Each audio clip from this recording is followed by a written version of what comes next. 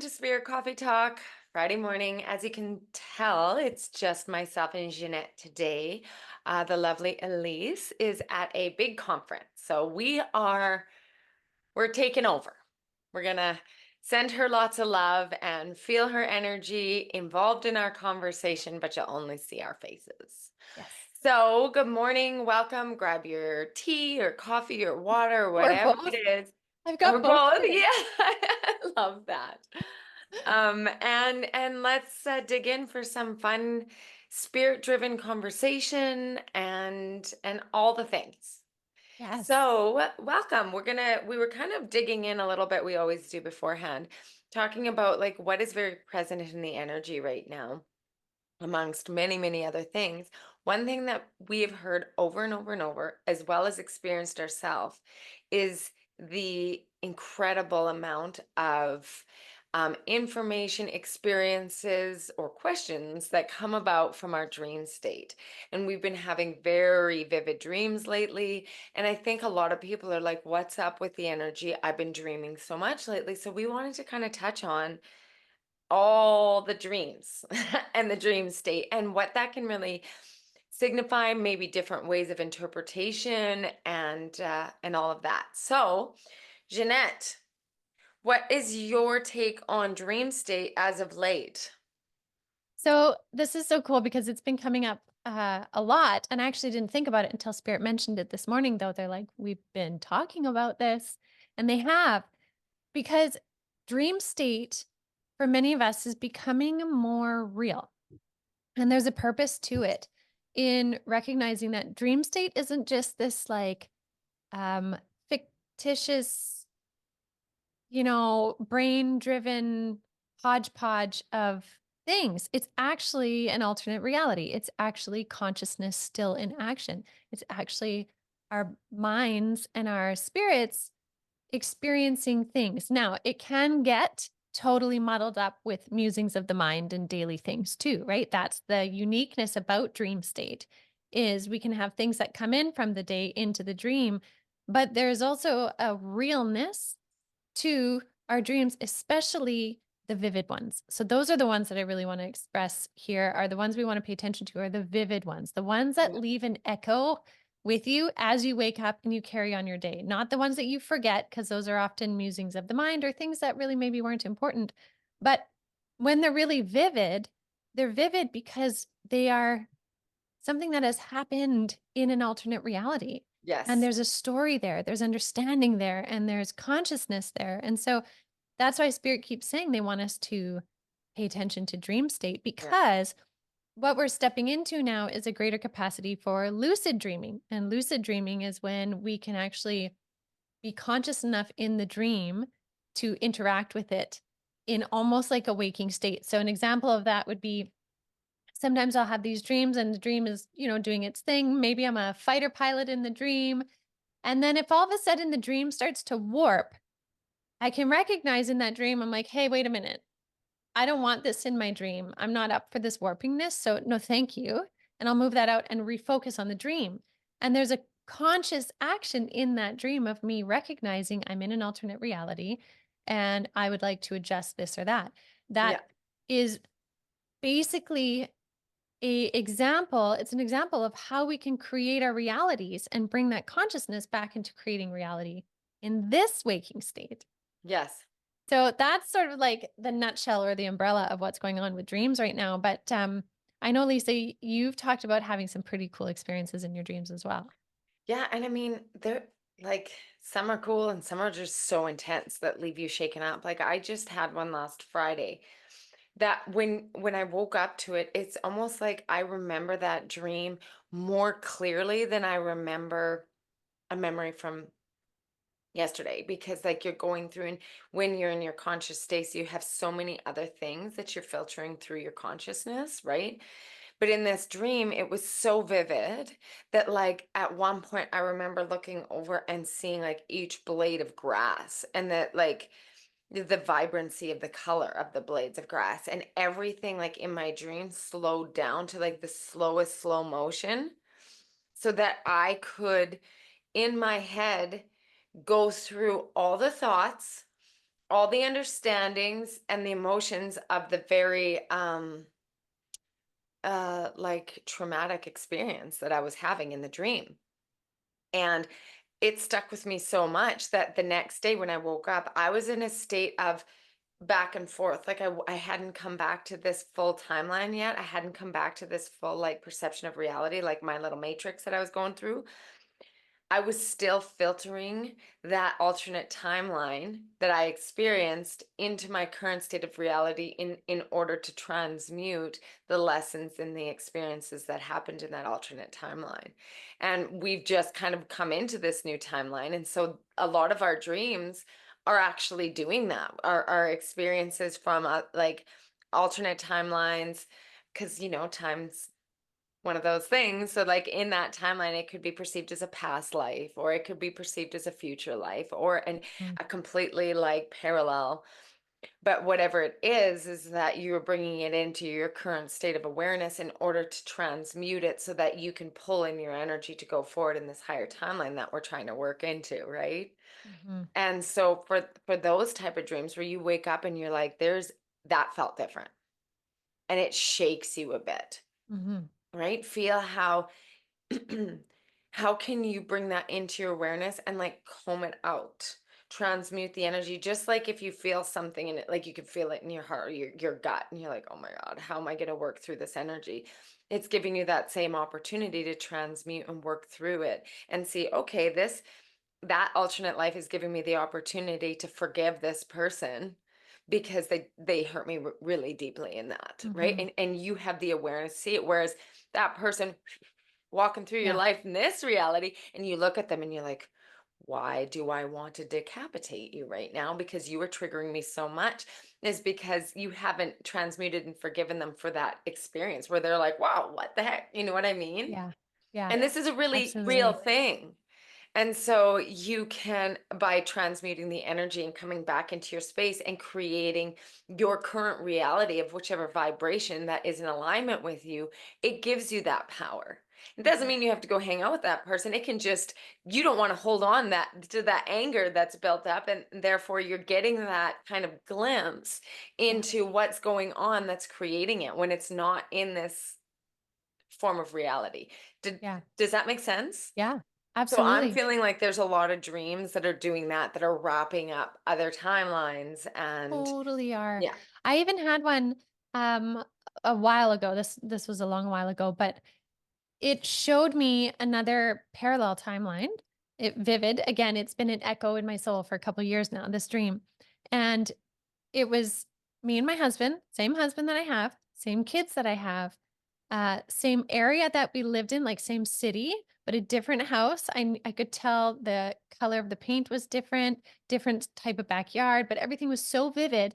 And in that reality, I was pregnant with our third baby, which was interesting because in a mediumship circle I used to sit in many moons ago, there was one medium that was like, "You're gonna have 3 babies." And I was like, "No, I think I'm only gonna have 2." And I was only pregnant with Easton at the time, so my first. And we only wanted 2 in this one, but in that one, I was pregnant with the third. I was 7 months pregnant with it. And that whole dream was so vivid. And I remember I had asked Spirit, I'm like, "Why'd you show that?" And they're like, "That's an alternate reality you needed to see. That in that reality, there was this third baby that came forward to you. And you guys, like, that's how close parallel realities can be." It's so fascinating. It's wild. Yeah. Do you remember one of the first times that I read for you and you asked me about kids and I was like, I see a third one, but he's just standing off to the side. Oh, no, I don't He remember didn't come that. in. Oh, of course. Of course. That makes sense. Yeah. Yeah. Oh, so interesting. Yeah. Dream state, if we really open up to it, Hmm. it has an ability to expand your experience of reality tenfold. Like it really starts to show us how multidimensional we are. And that when we think we're just going to sleep and da da da, like we're constantly on a soul level busy on so many levels that it Hmm. actually becomes more sort of magical. And life here in 3D becomes, I think, in some ways can have more purpose. I love that perspective. Yeah. Yes, because it kind of gives you this opportunity to work in that multi-dimensional frequency where you feel like I'm given more keys than just this one birth to death, like Exactly. key of experiences that you can integrate, and you can actually like ask for that too. Because as you receive that, you kind of like increase in your frequency, not better or worse, but in order to be able to experience more of that multi-dimensional work and perspective and Yep. interactions. I really You love know, that perspective. It kind of gives you the sense of personal power too, it right? does. It does Yeah. because we are multidimensional beings and spirit says it all the time. And we're like, yeah, yeah. But like dream state is a beautiful way that we start to be able to experience it if we bring in consciousness. And I want to say another thing too, dream state can also be a place where you work out karmas or things with other souls and other people's higher selves. Cause I know I've had situations where like I can't communicate something with this person. Either they live somewhere far away, I don't have their number anymore, we're not in contact anymore, but things can be um, corrected or mended or dealt with in dream state. And then Mm-hmm. it dissolves from this waking state. Like there's Yes. also that. And I've had that in many different ways, even in trying to like find somebody or connect with somebody. Sometimes you can connect with them in your dream state and then they manifest in your reality. And it's Yes. like, I dreamt All about of a you. I sudden knew they this was show up coming. and you're like, yep. Yeah. Yeah. I knew it. Yeah. Yeah. Like that is how powerful dream state is. And I think it's kind of sad that dreams have been almost almost tarnished in a way to just seem like something silly Yeah. when it is such a powerful, accessible outlet to so much more. Yeah. And I'm I really agree. generalizing that because I know there's a lot mixed in dream state, right? Yeah. Trauma can affect dream state and all of that. So I'm not Yes. disregarding that. No, for But sure. For yeah. sure. But that also, like, that can also bring a sense of power forward too, because if you get these like nightmarish kind of um moments in your dream state, it can also bring things to the surface that you can give you awareness of what still lives in your body. Mhm. And that can kind of be like your invitation to step forward and be like, okay, this is being held in my body, and my subconscious or my higher self or the team that is bringing it forward to me in this place of safety, like when I'm sleeping, so that I don't have to go back and actually physically relive it, but I'm given the opportunity to see where that pain still lives within my subconscious.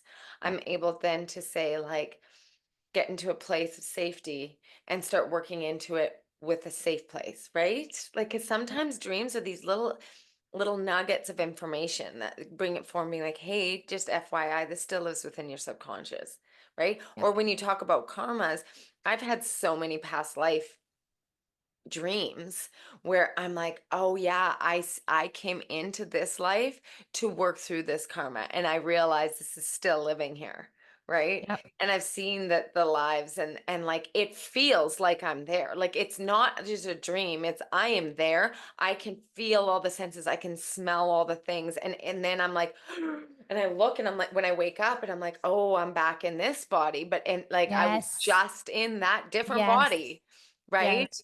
Yeah. And then you're working, and then it's like I called that part of self forward, and I sat with her and we worked through it and tried to transmute it. And there's like a lot of like trauma stuff that I know that I came into this life to do. And I mean, some of it's really big and it takes years, right? But Mhm. that's why it's so intense right now, because the veil is quite thin within between these timelines, Mhm. that it's giving us this gift of sight and all the senses really. Is Hey? it ever? It Yeah. absolutely is. It absolutely is. I love that. It is giving us a gift of sight because of that thin veil. You're so right about that. Um, and it's really something we can take advantage of Yeah. right now. Like work with it. Yeah. Set Yeah. intentions in And you have the it. opportunity to have your boundaries within it too. Like if you're like, okay, guides, it's been pretty intense for the past 3 nights in a row. Please let me just stay in the third dimensional frequency and let my brain just rest. I choose not to jump into alternate timelines and different frequencies in order to transmute it. Tonight I sleep. And if Mm, that's the case, then that's the case. If you just need that deep, deep rest, yeah. right? I know Right. that sometimes I'll have to pull that one because I'm like, no, we're not doing any more of Too these for a much. minute. Yeah. Yes, absolutely. I've also had dream experiences where like spirits of those that have crossed or people that are in a coma or something like that will come in a dream state to communicate, because sometimes it's a lot easier for them if they're either new to the other side or like it's a easier place for them to come and connect in. So Yeah. a lot of people can also connect with loved ones, people in comas, people even people in altered states, like if there's drugs and alcohol and the person is very, like you can't reach them in human because they're deep in the addiction, you can also often reach them in dream state too. So you can have beautiful communication sometimes, understandings.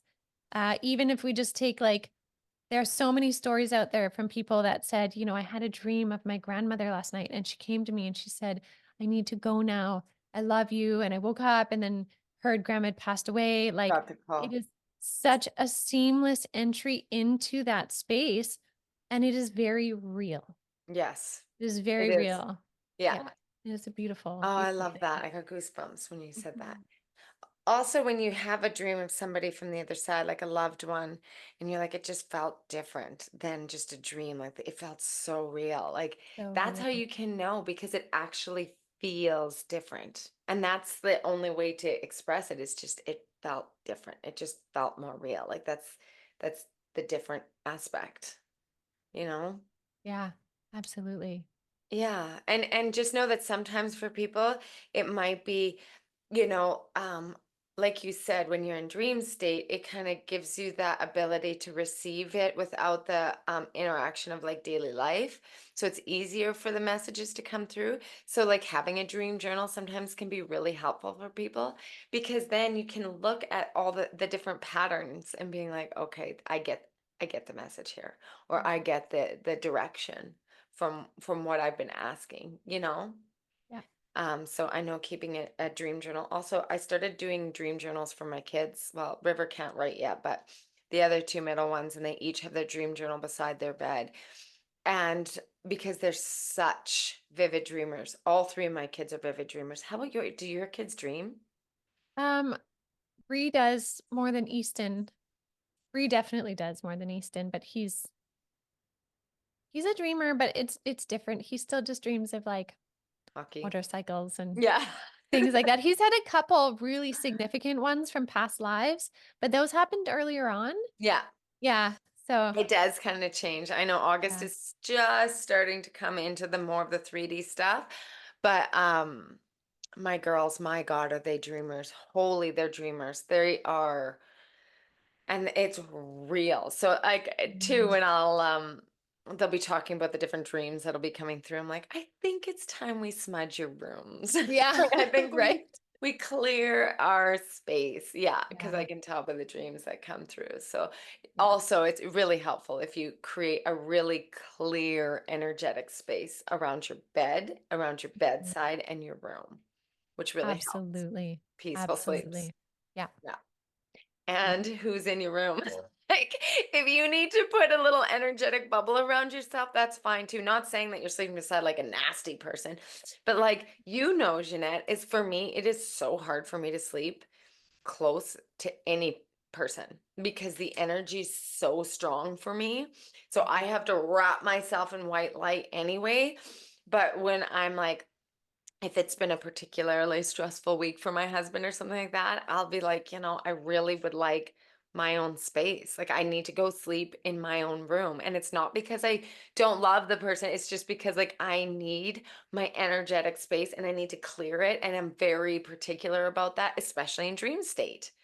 And so, yeah, so sometimes if you have to either claim your own space or wrap yourself in white light with the intention of keeping outside energies out and inside energies in, it's really helpful as well, I found. Absolutely.